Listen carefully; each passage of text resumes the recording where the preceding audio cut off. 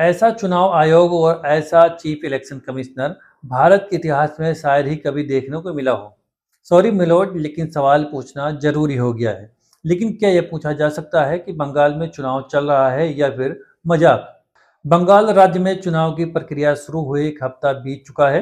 पहले चरण के चुनाव के नामांकन की तारीख निकल चुकी है। वोटिंग में केवल 16 दिन बाकी है और अभी तक मतदान सूची फाइनल नहीं है। सीधे शब्दों में कहें तो 30 मार्च को जब ज्ञानेश कुमार चुनाव की तारीखों का ऐलान कर रहे थे, तब उन्हें खुद नहीं पता था कि राज्य में कितने वोटर हैं। न ही राज्य के नागरिकों को पता था कि कौन वोटर है और कौन वोटर नहीं है। नतीजा ये हुआ है कि 6 अप्रैल को सुप्रीम कोर्ट के मतदाता सूची अपडेट करने के लिए एक दिन की समय सीमा बढ़ानी पड़ी। ये हालत है चुनाव आयोग की। ऐसे लम्हों के लिए महान समाज सुधारक आदरणीय श्री सनी देओल ने फरमाया था, तारीख पे तारीख, तारीख पे तारीख और तारीख पे तारीख मिलती है मेलोड, और इंसाफ नहीं मिला तो सिर्फ तारीख पे तारीख मिली है। सब लोगों ने खूब ताली बजाई थी, आपने भी बजाई होगी।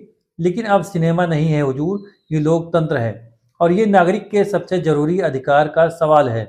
वोट देने के अधिकार का सवाल है, अपना प्रतिनिधि चुनने का अधिकार का सवाल है। जरा आप स्थिति को समझिए। निर्वाचन आयोग खुद कह रहा है कि हम अभी तक एसआईआर का काम पूरा नहीं कर पाए।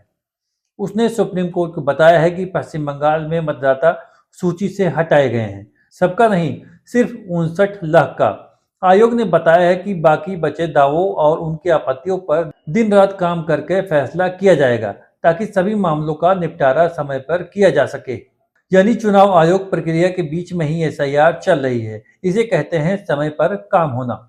और इस पर चुनाव आयोग कहता है कि बचे हुए मतदाताओं की पूरक सूची रात तक प्रकाशित कर दी जाएगी। कोर्ट ने उस पत्र का हवाला दिया जो कलकत्ता हाई कोर्ट के चीफ जस्टिस ने भेजा था।